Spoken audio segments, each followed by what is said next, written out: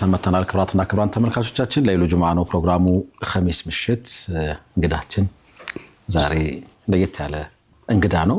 طبعا በተለያዩ ጉዳዮች ነው እዚህ ስቱዲዮ ድረስ ያስቸገር ነው የሚመጣልን። በጣም ነው እናመሰግነው። አስቀድመን ኡስታዝና እንግዲህ እንደምታውቁት የሐጅ ስርዓት ተከናውኗል። እዛ ስርዓት ውስጥ ኡስታዝና አይተነው ነበርና ከሐጅ ጉዞ ጋር ከነበረው ስሜት ጋር እንደዚሁም ደግሞ ወቅታዊ ከሆኑ አንዳንድ ጉዳዮችም ጋር በተመሳሳይ ሐሳብ እየተለዋወጥን እንቆያለን።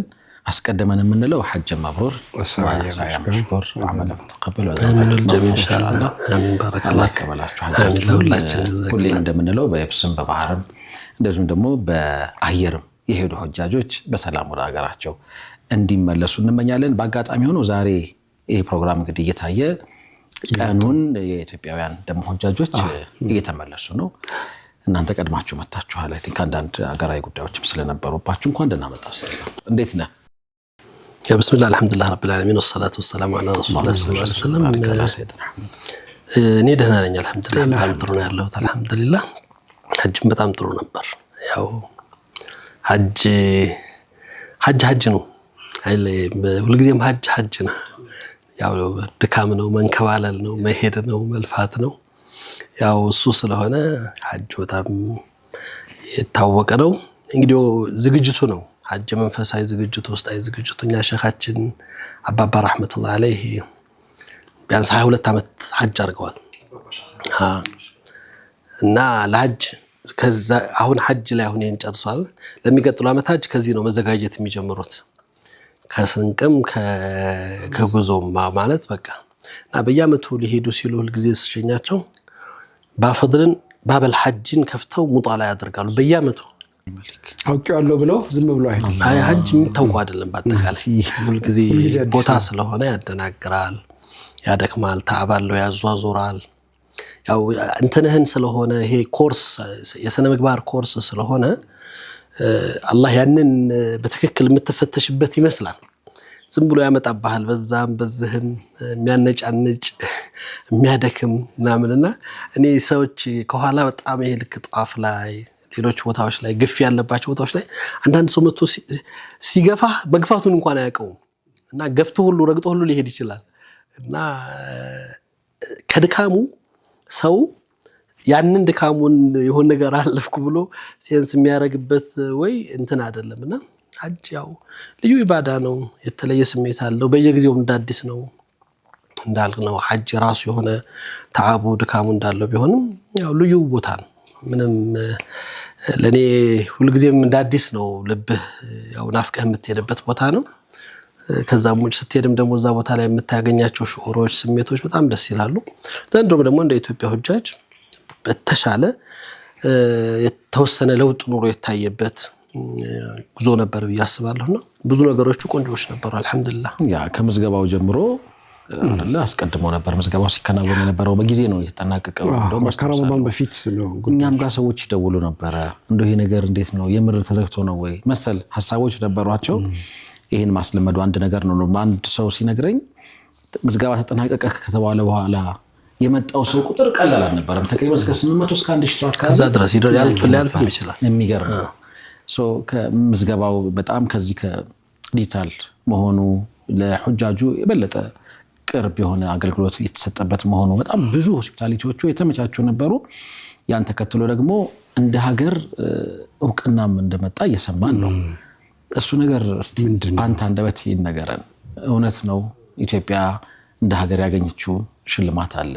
ከጥቂት ሀገራት መካከል አንዷ ሆና ማለት ምንድነው? ከዚህ ቀደም እናዳምጠው የነበረው ነገር ሌላ ስለሆነ ምሬት ነው ምን ሰማው ሐጅ ላይ በጣም ምናልባት የዘንድሮ ሐጅ ላይ ለየት የሚለው አንዱ መጅሊስ አልአዕላው በተሻለ አዲስ ምዕራፍ ውስጥ ምናልባት ከሁጃጁ የኢትዮጵያን ሁጃጅ የሚፈልገውን ከማርካት በበለጠ በኢትዮጵያውን ሁጃጆች ታሪክ ላይ የመጀመሪያ ሊባል በሚችል ስርዓትን፣ ህግን፣ ንዋምን አጠቃላይ ሲስተምን ተከትሎ የተደራጀ አሰራር ሰርቶ እውቅና ማግኘት የቻለበት ምዕራፍ ነው። እንዳልከው ከምዝገባው ጀምሮ ሁለት ነገር ነው። አንድ ሳውዲዎቹ ራሱ የሐጁን ስርዓት እየለወጡት ነው። ሁሉ ጊዜ ሰው የሚንዛዙት ነገሮች የሚመጡት ክሶች በመዘግየት የሚመጡ ብዙ ነገሮች ስላሉ ያንን ለማቅረፍ ከወዛረት አልሐጅ ነው ከዚህ በኋላ ሐጃጅ አንቀበልም እንዳትመዘግቡ ነው ያለፉት ሐጃጆች ላይ የነበረው ነገር ተቀይሯል ያው አንተ ሐጅ የሚመጣልህን ሰው ባወቅ ቁጥር የ1000 የ2000 እየከፈልክ ሰው በሞላ ቁጥር ነው አሁን ግን ኮታ የምትወስዱት ሰው 6000 ነው 6000 ቀድመህ ትከፍላለህ በምትከፍለው ሰው ልክ መስተንግዶ ሆቴል መሻኢር ሁሉንም ነገር ትጨርሳለህ እዚህ ሀገር እንዳልከው አልহামዱሊላህ በጣም በተለየ ሁኔታ ሰው ካካቢው ሳይንቀሳቀስ ለጉዞ ብቻ እየመጣ ኤርፖርት ላይ እየተገኘ በጣም ፋሲሊቲድ በሆነ በደንብ በተደራጀ ሁኔታ ለመስራት ተችሏል ብዬ አስባለሁ ጥሩ ስራ ነው የተሰራው የና ሐጅንቱም ሲመሩ የነበሩት ወንድሞች በጣም ሰርተውበታል ብዬ አምናለሁ ሁሉም ሰው ካካቢው ሳይንገላታ ወጥቷል በቃ ቀጥታ ለጉዞ ነው የመጣው ለድሮ መጥቶ በየመጅሊሱ ሲያለቅስ እንቀላታ በቃ የነበሩት በጣም ያ ነገር አልহামዱሊላህ የለም በጣም ውጤታማ ነበር ያገር ውስጡ ሁለተኛው ነገር ግን የኛ ሐጃጅ እንደ ትምርትም እንዲሆን በየማስበው የገጠሩ ሰው ስለሚጓጓም ዝግጅቱም ለረጅም ጊዜ ስለሚሆን እድልን ጠብቆም ስለሚመጣ ቀድሞ የመመዝገብ አቅማና እድል አለው ይመዘገም ምክንያቱም ለዚሁ ብለው ያላቸውንም ሽጠው የሚሰጣቸውም ተሰጥቷቸው ነው ያንን የሚያደርጉት ልክ ሌላው ዓለም ላይ ቁርአን እንደምትለው ሌላው ዓለም እንኳን እዚህ ጎረቤት ሀገር ጅቡቲ ብትሄድ በጣ ነው በቃ ሁሉም ሰው ሐጅ ባረክ ስለሚፈልግ በጣ አድርገውታል በ5 አመት አንዴ ነው የሚደርስ አንዳንድ ሀገራት 10 አመት ነው ሳውዲን ጨምሮ 5 አመት ነው ከ5 አመት በታች ስለማታሄድ የሚሄደው ሰው ቁጥር ይታወቃል ለዛ ሲል ሰው ቀድሞ ገንዘብ ያስገባል ዝግጅቱ ያለቀ ነው የሚሄደው ሰው ይታወቃል በቁርአን ነው እነ ቱርክ 10 አመት ትፈጃለህ ሐጅ ለመሄድና አንዴ ከሄድክ በኋላ መሄድ የምትችለው ከ10 አመት በኋላ አንዳንዶቹ ሐጃጆች ስታያቸው በ10 አመት የመጣሁት ያሉ ያለቅሳሉ ቁርአን የደረሰኝ ተራ የደረሰ በ10 አመት ነው ምናምን ብሎ ሚዲያዎች ላይ ሳይ ጀዚራ ላይ ምናምን የምታያቸው ነገሮች አሉና እኛ ማህበረሰብ ላይ የገጠሩ ሰው ሳይሆን የከተማው ሰው ነጋዴው አቅም ያለው ሰው 11ኛ ሰዓት ሁሉ ጊዜ መጠበቅ ከዛ ደግሞ ልክ አንተ የዘጋኸው ይመስል ደግሞ ለምን አልገባሁም ብሎ እንደገና ደግሞ በዛ ላይ መጮ እንደዚህ አይነት ነገራቶች ሁለት ነገር ነው ችግራቸው አንድ ሐቂቃ ሐጅ መሄድ የሚፈልጉ ሰዎች ሐጃቸውን ሳይበይዱ ይቀራሉ ሁለተኛ ጥሩ ኸደማት ለማግኘት አሁን ላይ አከፋፈሉ እንደበፊቱ ስላልሆነ የሚሄድልን ሐጅ ሰው ቁጥር ባወከው ልክ ያ ገንዘብ ገቢ አድርገህ ነው ኸደማት የምታገኘው ያ በዘገየ ቁጥር ሆቴሎቹ ልክ አሁን ሌሎች ሀገራቶች እንደና አልጄሪያ እንደነ ቱኒስ ትልልቅ ሀገራቶች የምትላቸው ከፍተኛ ቁጥር ሐጅ የሚሄድባቸው ሀገሮች አሁን ልክ ሐጅ እንዳለቀ ሆቴል መምረጥ ይጀምራሉ ቅድመ ክፍያ ይጨርሳሉ ኤቭሪቲንግ ካሁኑ ነው የሚጀምሩት እኛም እንግዲህ ረመዳን ላይ ሸዋል ላይ ሄደህ ፈተና ነው ያለቀ ተመርጦ የተጣለ ለማግኘት የምትፈልገው ነገር የተሟላ ነገር ለማድረግ በጣም ትቸገራለህ ይሄ የመጅሊሱ ችግር ሳይሆን ሁለት ነገር ነው አንድ በኮታችን አይደለም ምን ሄደው ኮታችን ሙሉ ስላልሆነ የመጣውን ሰው ነው የምታስተናግደው 5000 ሂድ 10000 ሂድ በማታውቀው ሁኔታ ቀድመህ ከፍለህ የዛን ሰው ኪሳራ ውስጥ መግባት አትችልም በሄደው ሰው ልክ ነው የምታደርገው እንደ ተቋምና እነዚህ አይነት ነገራቶች የራሳቸው እንትን ስላላቸው እንደ ሐጅን ያለው ሰው በዚህ ልክ ራሳችንን አዘጋጅተን የሚገባንም ሰርቪስ ለማግኘት ለመውቀስም እንዲመች አቢደረግ መልካም ነው የሚል ሐሳብ አለኝ ከዛ ውጭ ግን በውጭ በተነበረበረ ሁኔታ እንዳለው አሁን ባለው ከሲስተም አደረጃጀት ጀምሮ ሁሉ ነገር ያንኑ ተከትሎ ነው ሄደው መዲናም በጣም ጥሩ ነው ብዙ ሰው ተሰማ በጣም ጥሩ ሁኔታዎች ነበር የነበሩት ብዙ ፋሲሊቲዎች ተስተካክለዋል ሰዎች ምናልባት ሁለት ሀገራቶች ነው በአለም ላይ ማለት በሚቻልበት ሁኔታ በዚህ አመት ላይ ኑሱክ ከሀገራቸው የተሰጣቸው አንዱ እንግልት ለሁጃጅ ኑሱክ ማግኘት ነበር ሐጅ ከገባ በኋላ ነው ኑሱክ ካርድ የሚሰጥ ኑሱክ ያለው ወረፋ መተው እስኪሰጡ ኑሱክ ያለያዘ ሰው ለማንቀሳቀስ ምናምን አሁን ከኤርፖርት ኢትዮጵያ ኤርፖርት ላይ ከመውጣት በፊት ነው ኑሱክ ሲሰጥ የነበረው ወይ ምናልባት ሁለት ሀገራቶች ያገኙት አንዱ እድል ለኢትዮጵያ ነው ይሄ ቀላል እድል አይደለም እኔ ነኝ የተረፉትን ኑሱኮች ያልመጡትን ሰዎች ሐሙስ ማታ ሲወጣ 3 ሻንጣ ይዤ ሄድኩት እዛው መዲና እንዲሰጣቸው የቀሩት ሰዎች እንጂ እዚሁ ነው የተሰጠው ኤርፖርት ላይ አክቲቭ ይደረግልሃል በ8 ሰዓት ውስጥ ወጥተህ ማለቅ አለብህ ምንም ንክኪ ሳይኖርህ ስትገባ ኑሱክህን ብቻ ያሳይህ ነው የምታልፈው እነዚህ ነገሮች ቀላል አይደሉም በጣም ብዙ ነገር ነው የሚቀንሱት በጣም ብዙ ነገር ነው የሚያስተካክሉትና ከነዚህ ጀምሮ ሌሎች እዛ ውስጥ የነበሩ በሲስተም የተሰሩ ስራዎች ኒዛም ሳዑዲዎች የሚፈልጓቸው መሟላት ያለባቸው ወዛረቱል ሐጅ የሚጠይቃቸው መስፈርቶች በማሟላት ቀድሞ ምዝገባን በመጨረስ ተንዚም የጤናው ዝግጅት ሁሉንም ነገር ስታያቸው በጣም ጥሩ ስለነበር ያ ነው ውጤቱን ያስገኘው። የተባለውም ሽልማት ሐቂቃ ነው። በአጋጣሚ እኔ ትንሽ ድጋም ስለነበረኝ በለቱ አልተገኘሁም እንጂ ከሚገኙ ሰዎች ነበርኩ። ሽልማቱም በሐቂቃ ነው። ከ3 ሀገራቶች የዳይመንድ ተሸላሚ ከሆኑት ኢራቅ፣ ማሌዥያ፣ ኢትዮጵያ ናቸው። እንደ አገር በእንደዚህ አይነት ዝግጅቶችና እነዚህን በማሟላት በተንዚም በስርዓት ምናምን ሳዑዲ መስፈርት ማግኘት 3 ሀገሮች ዳይመንድ አግኝተዋል። ከዛ ባለፈ እንደ ኢዳራ ደግሞ ሂደቱን በመምራት ደግሞ እንደ ማኔጅመንት ደግሞ ዶክተር መሐመድ ሳሌህ ሐጁን ዘርፍ እየመራ ያለው ወንድም በልዩ ደግሞ ተሸላሚ ሆኗል እሱ። እና እነዚህ ቀላል ነገሮች አይደሉም። በኢትዮጵያ ደረጃ ኢትዮጵያ ከምትታወቅባቸው ነገራቶች አንፃር በጣም ብዙ ነገርን የቀረፈ በጣም ብዙ ነገር የለወጠ እንደ ሀገርም የሀገርን ክብር ከፍ ያደረገ ትልቅ ክስተት ነው ብዬ አስባለሁና ትልቅ የሐጅ ጊዜ ነበር ብዬ ነው። በጣም ደስ ይላል። እግረ መንገድ ቅድም ስለ ኮታ እያነሳን ነበረ። የኢትዮጵያ ኮታ ይታወቃል። ምን ያህል ነው የኛ ኮታ? የኛ ኮታ ተብሎ የሚታሰበው የምናውቃቸው እስከዛሬ ድረስ ከ40 ሺህ በላይ ነው። እስከ 43 ሺህ የሚጠጋ ኮታ አለ። ግን በጣም ለልአሰፍ በጣም በሚያሳዝን ሁኔታ አሁንም ሰቃፈተል ሐጅ የሐጅ ግንዛቤ ጥረት አለ። ወይም ሰው ሐጅ የሚባለው ነገር በትክክል ፈርድ መሆኑን የሚያውቁ አይመስለኝ አብዛኛው ሰው። ብዙ ወጣት ነጋዴ ዛሬ ኦልሞስት 40 ሺህ አይደለም 100 ሺህ ሰው በአመት ቢሄድ የዋጀበበት ሰው ያንሳል እንጂ የሚበዛ አይደለም። ግን ሰው ሐጅ የገባው አልመሰለኝም። እኔ ይሄ ፈርድ መሆኑን ራሱ እንደ ሶላት የሚታይ እንደ ዘካ የሚታይ ሩክን አልአሳስ የእስልምና መሰረት መሆኑን ዘንግቷል እንጂ እይታው ከባድ ነው። ፈመን ከፈረ والله غني عن العالمين እኮ ነው የሚለው አላህ Subhanahu Wa Ta'ala። ኩፍር ነው ያለው አላህ Subhanahu Wa Ta'ala። የአላህን ጥሪ የካደ ሰው ከዓለማት የተበቃቃ ጌታ ነው። ዑመር ኢብኑ ኸጣብ እሳቸው እኔ በማስተዳድርበት ግዛት ውስጥ ሐጅ ዋጅቦበት ሐጅ የሄደ ሰው ያልሄደ ሰው እንዳለ ባቅ ጅዝያ ያስከፍላሉ ሄዱ ነበር ይላሉ ዑመር ረዲየላሁ ዐንሁ።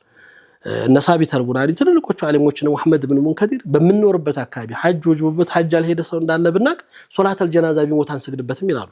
ረጁል ሙስሊም አይደለም ብለው እስከዚህ ድረስ ነው እይታቸው። የሚያስፈራ አንድ ሐዲስም አለ አይደል? መልእክተኛው ሰለላሁ እንዳሻው ሆኖ ቢሞት አማግድ ነገር ፈሊሙት ማሻ የሚለው ሐዲስ ላይ የሚያስደነግጠው እሱ እንትኖቹ ይሄ አሁን እንዳልኩ የሚባለው ግን ምንድነው መለኪያው? እኔ በአሁን ሰዓት ላይ ግልጽ እኮ ነው። ሰው እንግዲህ ምን استطاع اليه السبيل ደርሶ እስኪመለስ ያለውን ለጉዞ ልክ እኔ እንድናባባ እንዳልኩ እኮ የምትሰጣቸውን ሀዲያ አጠራቅመው ነው ሐጅ ላለመቅረት የሚሄዱት። እኔ በጣም የተለየ ብዙ ነገር የምናውቃቸው በቅርበት ስለነበርና ሰው ቤተሰቡን ደርሶ እስኪመጣ ድረስ ወጪውን የጉዞውን ነገር የሸፈነ ሰው ሐጅ ዋጅቦበታል። በቃ ይሄው ነው ሐጅ። እንግዲህ ዛሬ ይሄን አይደለም ለብዙ ተርፊ ሰው ይሄዳል።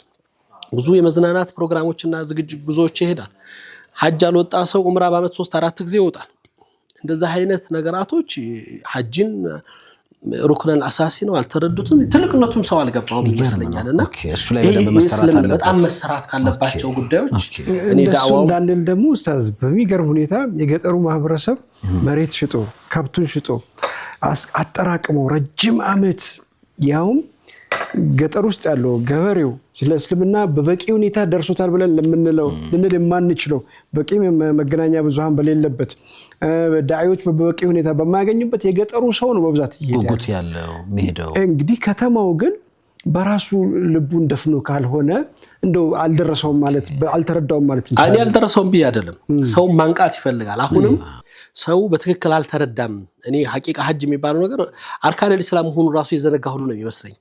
ማለት ዓለማወቅ ምናምን አይደለም። የገጠሩ ሰው ልክ አሁን አንተ እንደምትለው ዛሬ አይደለም እንግዲህ አባቶቻችን ቀደምት ባህር ተሻግረው በእግራቸው 3 ወርና 4 ወር ጉዞ ተጉዘው ነው የሐጅን ትልቅነት ውጁብ ገብቷቸው የሚጓዙት የሚንቀሳቀሱት። በጣም ትልቅ ታሪካዊ እንዲሁ በእንትኖች የምትሰማቸው የሚገርሙ አጋጣሚዎች አሉ። እኔ የዛሬ 18 ዓመት ነው 20 ዓመት ሐጅ ላይ ያለው እዛ መስጂድ አልኸይፍ ላይ መሐመድ አሪፊ ዳዕዋ ያደረገ 2 ከህንድ የመጡ እድሜያቸው 80 ዓመት የሚጠጋ ባልና ሚስት አገኙ ይላልና እዛ አስገባ ሰቢል ይሰጥል የሚሰጡ ጣፋጮቹ ምናምን የሚሰጡ ግፍቶች አይበሉም።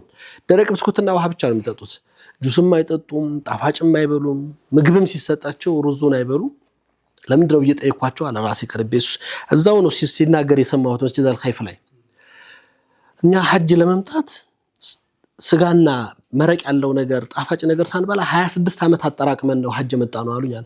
26 ዓመት እና ነብይ አገር ገብተን ሐጃችንን ሳንጨርስ ይሄን ነገር በልተን ሐጃችን ይበላሻል ታመን ብለን ስለምንሰጋ ሐጁን እስክንሰርዝ ጣፋጭም አንበላም ስጋም አንበላም መረቅም አንበላ 26 ዓመት ስጋ ሳንበላን ተራክመን ነው ይላል ሰው ሲገባው የጉዳዩ ትልቅነት ሲገባ በዛ ልክ ይሄን ያክል ተዘጋጅበታል ቀላል አይደለም ሐጅና እንደ ማህበረሰብ ግን ይሄ ክፍተት በጣም ትልቅ ነው በያስባለሁና ያም ይመስለኛል እከሌ ሄደ ሲባል በ11ኛው ሰዓት በቃ እኔ ምድሞክረው አይነት የሚመስለው ሰዎች ያለፋቸው ያለው እንጂ ኮታችንም እንደ ብዛታችን ሲታይ በጣም ያሳዝናል 10,000 ሰው በዘንድሮ ዓለመሙላት 20,000 ሰው ዓለመሙላት ሌላውን ዓለም ስትመለከት በቁጥር ተገድቦ ሰው መምጣት እየፈለገ ተከልክሎ እኛ ደግሞ ሌላም ሐዲስ አለ ቅድም መሐመድ እንዳለው ሐጅ አርጉ ሳትከለከሉ የሚል ሐዲስም ሳትከለከሉ ኮሮናው ዘመን እንደው ተከልከለ ይሄ ነው ወይስ ይባል የነበረበት ብዙ ነገራቶች ስላሉ የህይወት አጋጣሚዎች አሉ ብዙ አይነት መሞት አለ አካል ጉዳት አለ በጣም በርካታ ነገሮች አሉ በትክክል ገንዘቡ ኖሮ ማድረግ የማትችልባቸው ተውፊቁን በታጣበት አጋጣሚ ይኖራል በጣም የሚገርም ነው ምናልባት ዋጋው አካባቢ ውድነቱ ምናምን ሲነሳ አንሰማለን አይደል ውድ አይደለም ኦኬ ውድ አይደለም እንደው ዘንድሮ ቀንሷል እንዴት ነው ውድማ 740 ሺህ ብር ነው አይደለም አሁን ዘንድሮ በኖርማል ሐጁ 740 ሺህ ብር ቪአይፒ ተባለው 1.2 ነው የተደረገው ያ ማለት ወደ ዶላር ሲቀየረው በጣም ዝቅተኛ ብር ነው ሌሎች ሀገራቶች ላይ ዝቅተኛ ተብለው የሄዱባቸው ሀገራቶች እኔ ቼክ ለማድረግ ሞክሬያለሁ እዚህ ጎረቤት ሀገር እና ጅቡቲ እና ኬንያ ትልቅ ነው ስትመጣ 6,000-7,000 ዶላር ይደርሳል ይሄ ብር ምናምን ከነበረው እንደውም ያነሰ ነው በዶላሩ ያው የኛ የገንዘብ መግዛት አቅም ይዝቅ ያለ መምጣት እንጂ በዶላር ስትለውጠው 740 ሺህ ማለት ወደ 5,000 ዶላር ነው የሚደርሰውና 6,000 ዶላር ቢገባ ነው ያንን ይሄ ብር አሁን ሐጅ ከምትለው ጉዞ አንፃር ዛሬ እኮ ሰው ዑምራ እየሄደ ለዑምራ 5,000-6,000 ዶላር ያወጣል ከዛም ደግሞ ወደ ሐረም ለቅርብ ካልክ ዝቅተኛው አሽረሉ አخر ላይ 10,000-15,000 ዶላር ነው ሆቴል የምትይዘው ለዑምራ ማለት ነው የሚደረጉት አሁን ዙሪያ ሐረም ዙሪያ ያሉት ሆቴሎች እኮ አሽረሉ አخر ላይ ከ10,000 ዶላር በታች አታገኝም ለ10 ቀን ከ10,000 ዶላር በታች አታገኝም መሻኢር የለው ሚና የለው ድንኳን የለው ኸይማ የለው ምን የለው ሁሉ ነገር የለው ዘው ሐረም ለመቀመጥ ማለት ነው ይደረጋል ሰው የሚያደርጋል ጠባን እሱን ያሳነሰን እኮ አይደለም ትክክል ነው ለማለት ፈልጌ የብሩ የመግዛት አቅም የኛ የብር መግዛት አቅም ማነስ እንጂ ለዛም ነው አሁን ዛሬ 100 ሺህ ብር ቀላል እኮ እንዳገር የመግዛቱ አቅም ስላነሰ ብሩን በዛው ልክ ነው የሚሆነውና ከዛ አንፃር የሆነው እንጂ ተወዶ ነው ብዬ አይደለም እኔ ማምነው ከሌሎች ሀገራቶችም አንፃር ስታይ በሰርቪሳቸው በሌላም ነገር አንፃር ያለ 10,000-15,000 ዶላር የሚደርስባቸው ሀገራቶች አሉ አውሮፓም አሜሪካም ካናዳም አረቡ ዓለምም ላይ ሆነው ደግሞ ትልልቆቹ ሀገራቶች ላይ ምትመለከታቸው የምታገኘውን ነገር ያው በዛው ልክ ያደገ ይመጣል ሚና ማረፊያችን ሩቅ ነው ይባላል ከጀመራት በጣም እንርቃለን የተወሰነ ለውጥ ማሳየት የተቻለው አንዱ አሁን የዚህ የቪአይፒ ሰርቪስ ላይ እኔ እንደውም በሶስት ደረጃ ቢሆን ነው ሰጀስት እንደ ሐሳብ ነው በዘወይ ባራራው ቪአይፒ የሚባለው ነገር ትንሽ ግራም ያጋባም ስለዚህ ቪአይፒ የተለየ ነገር ሆኖ ወይም የተለየ ነገር ይደረግ ማለት ሳይሆን خدماتዎቹን በተቻለ መጠን ልክ እንደተባለው የኛ ሐጃጅ አማራጭ የለም ምን ከፍለው ክፍያችን አነስተኛ ስለሆነ የሚሰጠን ኸይማ በጣም በሚና ላይ ሩቁን ኸይማ ነው የምታገኘው ሰርቪሶቹን በዛው ልክ ነው የሚሆኑት እንደመታደል ግን እኮ ለአረፋ በጣም ለተራራው ቅርብ የሆነ ቦታ ላይ አረፋ ግን አንድ ቀን አረፋ ሁሉም ቦታ ነው ነብዩ ሰለላሁ ዐለይሂ ወሰለም ሁሉ መውቂፍን አረፋ ነው ያሉት ሁሉም ቦታ አረፋ ነው አረፋም ጋር ብትቀርብ ምትሄደው በትራንስፖርት ነው አረፋ ምትመለሰው ወደ ሙዝደሊፋ ስትመጣ በባስ ነው ምትመጣው ጀመራቱ ነው አዎ እንደ ጀመራቱ ላይ እሱን ለማድረግ በምትሄድባቸው ጉዞዎች ሁለት ሰው በዛች በሚያሳልፍባት ጊዜ ለመተኛ ፍራሽም ለማስተካከል እዛ ውስጥ ምግቡንም ለማስተካከል ያው ዋጋዎቹ እኔ ሰሞኑን አንድ የውጭ ሀገር ዜጋ ሙላሐዛ ሲሰጥ ካየኋቸው ሶስት ነገሮች እንደው የዚች የሳዑዲ መንግስት ትኩረት ቢሰጥባቸው ለሐጃጆች ክብር ሲል ትኩረት ቢሰጥባቸው ብሎ ሶስት ነገሮች ካነሳቸው ነገር ውስጥ አንዱ ታክሲ በእንደዚህ አይነት ታሪካዊ ትልቅ የሆነ ህዝብ ሊላህ ሊቃረብ ብሎ በሚመጣበት እንት ላይ የተገደበ ታክሲ ዋጋ የለም አንተ ጀመራት ይደህ ደክሞ ከጀመራት ሚና ወይም ከሚና መካ ሊሄድ ካልክ 500 ሪያል ይጠይቁሃል 800 ሪያል ይጠይቁሃል አማራጭ የለህም ደክመሃል ቦታ ተገለባብጦብሃል የሆነ ነገር ፍለጋ ትሄዳለህ የተገደበ ነገር የለም ሌሎች ሀገራት ላይ የፈለገ ኢቨንት ቢኖር ሜትሮ ታክሲዎች ናቸው የታክሲዎች ዋጋ ይታወቃል ታክሲ ስትገባ የምትጠየቀው 500 ሜትር ለመሄድ 300 ሪያል ይጠይቁሃል አማራጭ የለህም በዛ ሰዓት ካለህ ድካም ከሚደርስብህ ነገር አንፃር ትከፍላለህ እንደዚህ አይነት ነገሮች ነው ይሄንን ትኩረት ቢደረግ ማስያዝ ቢችሉ ሁለተኛ ምግብ ቤቶች ዋጋቸው ሳይሆን ከሚያቸው ለሁጃጅ የሚደረገውና በሚሰጠው ነገር ላይ ሰቢሉ ካልሆነ በስተቀር በዋጋ የምትገዛቸው ነገሮች በጣም ያነሱ የማይገባቸው ዋጋዎችና ከተካረ እንደዚህ የመሳሰሉ የማይታዩ የሆኑ ነገሮች አሉ ልክ ሰርቪስ ስትፈልግ ከደማቱን ስትፈልግና እንደዚህ ሆስፒታሊቲውን ስትፈልግ አብረህ የምታያቸውና ሊታዩ የሚገባቸው ነገሮች አሉና ከክፍያችን አንፃር ያንን ታሳቢ ያደረገና ልክ ቅድም እንዳልኩት 2-3 አይነት ነገር ቢኖረው ነው አንድ አቅማቸው ሽሎ መጠቀም አለብን ብለው የሚያስቡ ሰዎችን የተሻለ ቦታና ቅርብ ቦታ ሆቴልም እንዲይዙ ለሐረምም እንዲቀርቡ ፊጆዋር አልሐረም አሁን ላይ በመጨረሻው ሐጅ ጊዜያቶች ላይ የሐረም ዙሪያ ያሉ ትልልቆቹ ሆቴሎች እስከ 100,000 ሪያል ለ10 ቀን የሚከራዩ ሆቴሎች ነበሩ ለአንድ ክፍል 85,000 ምናምን እንዴት ብለህ ነው የምትወዳደራቸው እነዛ ሐረም ናቸው ሰው ሐጅ መጥቷል ይሄውቱ ትልቁ ጊዜ ነው ምናልባት ትልቅ የሚያወጣው ወጪ ብሎ አስቦ መጣበት ነው አንዳንድ ሆቴሎች ዝም ብለን ቼክ ያረኩ ነበር ለዚህና አንጁም ዛካቢ የነበሩት ሂልተን ጀበል ዑመር ላይ ምናምን 85,000 ምናምን ይሏል ዝቅተኛ በጣም ዝቅተኛ አግኝተው በሐረም ዙሪያ ቅርበት ባለው ላይ 1,000-2,000 ሪያል ነው ሰዎች የተከራዩት በቀን እና አይገኝም ያም አታገኘውም እና እንደዚህ አይነት ነገራቶች አንተ በህይወት ውስጥ በቃ የዚች ህይወት ትልቅ ጉዞ ነው ይሄን ፈልጋለሁ ሐረም ቀርቤ ኢባዳ ላድርግ ሐረም ክልል ውስጥ ሆኜ ሚናም ላይ ደግሞ ለመስጂድ አልኸይፍ ልቅረብ ለጀመራት ልቅረብ ባልክ ቁጥር ቦታዎቹ የተጠጉ በመጡ ቁጥር አብሮ የሚመጣ ነገር አለ ያስከፍላል ሰው የማይረዳው ነገር ኦልሞስት እስከ 85% በላይ እኮ የሐጅ ክፍያ የሚሄደው ምናልባት 80% የኤር ትራንስፖርቱም ስላለ ሳውዲ ነው የሚሄደው ኤቭሪቲንግ ክፍያ ያለው እዛ ነው እዛ አይደለም ያለው በዶላር የሚከፈለው ክፍያ ነው የሚከፈለው ደግሞ በዶላር በብር አይደለም የሚከፈለው መንዘራ ስትከፍለው የምትከፍላቸው ነገራቶችና እነዛ ነገሮች ስናያቸው ነው ምን ቢሆን የቱቢያን ሐሳብ ይፈልጋል በትክክል ማየት ይፈልጋል እኮሱ ቪአይፒ ስንል ቅድም እንዳልኩት እኔ ቅርበት የተሻለ ቦታ ለማግኘት አሁን ቦታው ራቀብን ኸይማ ይባላል ኸይማውን ለማቅረብ ስንፈልግ አንድ ያ ነው ሁለት ሰርቪሶቹን ለማግኘትና የተሻለ ቦታ ላይ በዛች በመታሳለፍባት ጊዜ እኔ ዛሬ 2-3 አመት እኮኛ ሚና ላይ ምንጣፍ ነው ምንጣፉ ላይ አፈር ሆኖ ስንተኛ የነበረው አረፋ ላይ ምንጣፉ አፈር ነው ምንጣፍ ነው ፍራሽ የለም ምናምን የለም አሁን ላይ አረፋም ላይ ማረፊያው ቦታ በጣም የሚገርም ነበር ሚናም ላይ hatta ለኖርማል እንትኑም ለተደረገው ሚናም ላይ የሶፋ አይነት አልጋዎች ተዘጋጅተው ለነዛ እንትኑን የተወሰነ ነገር የማሳደግ የመለወጥ ነገር አለ ሰው ይወቅሳላ ዛሂዶ ምግብ እንደዛ አይነት ምግብ ቀረበልኝ ይላል እንትን ላይ ነው የተኛሁት መሬት ላይ ነው የተኛሁት ይላል ያንን የከፈለውን ነገር ቢያንስ ሊያገኝ የሚችልበትን ሰርቪሱን ደግሞ ማሳደግ ሲፈልግና የተሻለ ቦታ ፈልጋለሁ የሚለው ሰው ምርጫ ስለሆነ መብት ስለሆነ ያንንም እድል እንዲጠቀም ማድረግ በሸሪዓችን ያው ይሄኮ ቪአይፒ ምናምን የምትለው ነገር እኮ ክልክል አይደለም ማለት ምንድነው ተምይዝ አድርገህ ሌላው ሰው ወጥቶ ሊታይበት የሚልበት ሳይሆን አንዳንዶቹ ከሰለፎቻችን እንደነ ሱፊያን ኢብኑ ዑየይና አይነት እኮ ሲንቀሳቀሱ ያን ሁሉ ጣሊበል ኢልም ይዘው ያቀሩ ያስተማሩ ከብሳ ምናምን ዶሮ ካልሆነ አይበላም ነበር ይላል እነሱ አለቃለ ኢማም አቡ ሐኒፋ ይለብሱት የነበረው ልብስና የሚጠቀማቸው ነገር ስትመለከት ሌላ ዓለም ነው ነጋዴዎች ናቸው እንትን አይደለም ሰው በእስልምናም ደግሞ ያለህን ነገር መጠቀም የምትችለውን ነገር ለዛውም አላህ ለሚወደው ቦታ ላይ እንትን ላይ አድርገህ አውጥተህ ቀላል አይደለምና ሁሉንም አብሮ ማየት ይፈልጋል በጣም መልካም አይ ቲንክ ሁሴኖ ቪአይፒ ሲነሳ ብዙ ጊዜ ቪአይፒ የሚለው ራሱ ተርሙ መለየት የሚል ኮንሰፕት አለው አይደል በቃ ቬሪ ኢምፖርታንት ፐርሰን ነው ካለ እንዳጠቃላይ የሚባለው እንደዛ ነው አሁን ምህጻረ ቃሉ ሲበተን ሐጅ የሰው ልጆች የእኩልነት ሜዳ ነው ይያልን ነው ነጩም ጥቁሩም ይያልን ነው እዚህ ውስጥ ግን የሆኑ ሰዎች ደግሞ ባላቸው የጸጋ ብዛት ባላቸው የገንዘብ አቅም ቪአይፒ ሆነው ለብቻቸው ተከልለው ተቀምጠዋል ይሄ የዛሬ መልኩ ነው ነገ ማን ያውቃል እዛው ቁጭ ብለው ልክ የሆነ ጠጠር መወርወሪያ የሆነ ዲቫይስ ተሰጥቷቸው ባሉበት በቃ ቢስሚላህ አላሁ አክበር እዛ ተቀምጠው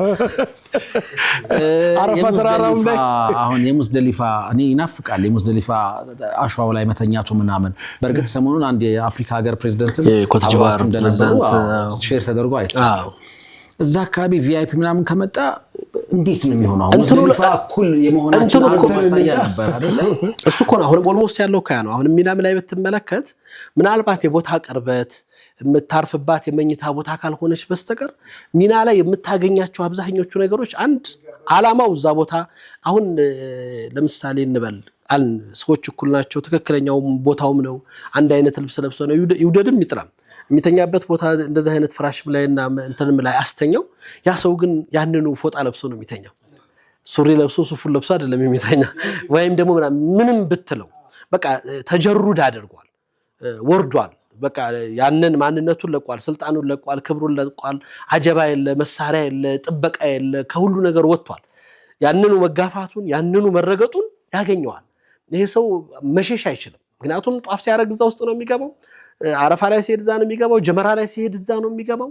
የፈለገ ቪአይፒን ብትሆን ለጀመራ ቅርብ ቦታ ነው። እኔ የንጉስ አብደላ መሊክ አብደላ የሱ ሐጅም ግብዣ ተጋብዣ እንዲህ ይጃለሁ። እዛው ጀመራ አጠገብ ነው። ቦታው ምንድነው? ቅርበት ነው። ይቀርባል። ረጅም ጉዞ ላትጓዝ ትችላለህ እንጂ እዛው ጀመራ ሰው ጋር ተጋፍተህ ነው ገብተህ የምትወረውረው። ምናልባት ተፈንክተህ ልትወጣ ትችላለህ። ተወርሮ ሲወረወራ አንድ ሾጣንህን አየሁ ብሎ ሊመጣ ይችላል። እኔ ገጥሞኛል። ለዛ አንዱ ተወርሮ ተፈንክቶ ተዋቸው ችግር የለም እኔ ሸይጣኔን አይተው ሰው ያው ለቦታው ካለው እይታ እንዳለ ከኢባዳም ውጭ ያው ቦታው ይሄ ድንጋይ ወሮማ የሚባለው ነገር የፋህም ችግርም አለ። ማስተማር የሚፈልገው በጣም ብዙ ነገሮች እንዳሉ ሆኖ እንትኖቹ ያንን ይሄ ልክ አሁን የምትላቸው ሰዎች የሀገር መሪ ምናልባት በአገር ላይ ትልቅ ሀብት ያላቸው ሰዎች ምናምን ሰዎች መተው ያንን ማንነታቸውን ጥለው ወርደው ግዚያቸው 24 ሰዓት የማይበቃቸው የሚመስሉ ሰዎች ተገድበው የሆነ ቦታ ላይ መቀመጣቸው እኮ ራሱ ልክ እኔ ሁሉ ጊዜ ማሊክ ኢብኑ ዲናር ረዲየላሁ ዐንሁ አንድ ጊዜ ያደፈ ልብስ ለብሰው ምን የሚያምር ልብስ ለብሰው ፈረስ ላይ ሆነው ይሄዱ አንድ አይሁድ አገኛቸው ይባላል። የቆሸሸ ልብስ ለብሶና ፈረሳቸውን ይዞ ያ ማሊክ አይነ ነብዩኩም الذي قال الدنيا سجن المؤمن جنة الكافر ያለው ነብያቸው ይሄታለ። አሁን ጀነት ያለው አንተ ነህ እኔ ነኝ። እኔ እንደዛ አደፈ ቆሽሼ በግሬ ይሄድኩ አንተ እንደዚህ አምረህ ተውበህ ፈረስ ላይ ቁጭ ብለህ ይሄድክ እንደው ማን ነው ጀነት ያለው? እኔ ነኝ እስር ቤት ላይ ያለው አንተ ነህ ብሎ ጠይቋቸው ትክክል ነው ነብዩ ያሉት ሐዲስ ትክክል ነው። እኔ በጀነት አንፃር እስር ቤት ነኝ፣ አንተ በጀሃነም አንፃር ጀነት ነው ያለው አሉት ረዲየላሁ ዐንሁ ይባላል። ማሊክ ኢብኑ ዲናር ይሄው ነው እንድንጠይቃለን ፋህም ይጠይቃል። ይሄ እነዚህ ሰዎች በህይወታቸው ላይ ጊዜ የማይበቃቸው ሀገር የሚመሩ ህዝብ የሚያስተዳድሩ ሰዎች ያንን ትልልቁን ነገሮቻቸውና ወጥተው ለአላህ እጅ ሰጥተው መተው ርቃናቸውን ሆነው እኔ አጋጥሞ በህይወቴ ሁለት የብሩናይ ንጉሱና አህመዲ ነጃድ ጋር አብሬ ሐጅ አድርጌያለሁ። ብሩናይ ማለት በዓለም በጣም ሀብታም ማለት ነው። ሁለቱ ጋር አንድ ጊዜ ተገጣጥሜያለሁ። በተለያየ ሐጅ ላይ አንድ አመት እዚህኛው ጋር አንድ አመት እዚህኛው ጋርና በቃ ይሄው ነው። ያችኑ ፎጣ ለብሰው እኔ አህመዲ ነጃድን ሳይው አላመንኩም። ማለት በጣም ቀጭን ሰው ነው። በዛ ሰውነት ላይ ፎጣ ተለብሶ ምናምን ያው መሪ በነበረበት ዘመን የኢራን ፕሬዝዳንት በነበረበት ጊዜና ያንን ተጀሩድ ወተህ ሰው ከዛ ሁሉ ነገር ወጥቶ ተገድቦ አንዲት ቦታ ላይ ተቀምጦ የሚቀመጥበትን ቦታ ይሄን ስላደረክለት እንትን አይደለም። ቢያንስ ሰዎች ደግሞ ሁሉንም ነገር እንትን እንዳያደርጉት ይሄ እስልምናኮ የከፈታቸው በጣም ብዙ በሮች አሉት ወታየት የሚችሉና ሐጅ ግን የማይቀር ነገር ነው። የፈለከውን አይነት ቦታ ይመረጥልህ። ከእንግልቱ አትድንም፣ ከድካሙ አትወጣም፣ ከሸክሟ እዛ ላይ ከሚደርሱብህ መረጋገጥ መጋፋት ምናምን ምንም ነገር ነፃ አትወጣም። አማራጭ የለህም። ይሄንን ወደህ ሳይሆን በግድ ትቀበላለህ። አረፋም ላይ መቆምህ ግዴታ ነው። አረፋ ትቆማለህ፣ አልሄድም አትልም። አረፋ ሙዝደሊፋ መቢትህ ግዴታ ነው። ሙዝደሊፋ መቢት ታደርጋለህ። እኔ የዛሬ 2 ዓመት የተወሰኑ የመንግስት የሥራ ኃላፊዎች እኔ ጋር አብረው ነበሩ ይጃቸው እጄና እነ ሙስጠፌ ምናምን ሙስጠፌና እኔ አብረን ነበርና እዛ ሙዝደሊፋ ላይ ተኝተን ወላሂ አንድ ሰው መጥቶ ጭንቅላት ረግጦ ያልፋል። ባንተ ላይ ነው የሚራመድ በጭንቅላት ምን ታረጋለህ? ምንም አማራጭ የለም። መናገር አትችል። እዚያ ቦታ ላይ አጋጣሚ ነው ሙስጠፌ ጠባቂ እዛ ነበርና ምን ያደርጋቸው ሰዎች በዚህ ሲያቆም በዚህ ይመጡታል። እኔ እንደዛ ይሄ ሐጅ ላይ ይሄን ማድረግ አትችልም። እሱንም አጥብቀው ማጠቅመው ማልኩት አንተም ዝም ብለህ ተቀመጥ። ሰው ሜድ ከቻለ እንቅልፍ ወሰደ የተኛ የተረገጠ የተኛ ካልተኛ ደግሞ ቁጭ ብሎ ሰዓታት ናት ያሳልፍ እንጂ እንትን አይደለም። በቃ ይሄው ነው ሐጁ። በፍጹም አትድንም። በዚህ ስርዓት ውስጥ ማለፍ ግድ ነው። እነዚህ ነገራቶች ናቸው ያሉት። ጀዛከላሁ ኡስታዝ። ከተወደዳችሁ ተመልካቾቻችን ጥርስ አያስቀድም። ኡስታዝ ሲያነሳ ሐሳቦችን ሲያነሳ ሰፊ ነው፣ ብዙ ነገሮችን ያነሳል፣ ልምዱም ስላለ ማለት ነው። ካፍታ ቆይታ በኋላ ተመልሰን እንምጣ። አብራችሁን ቆዩ።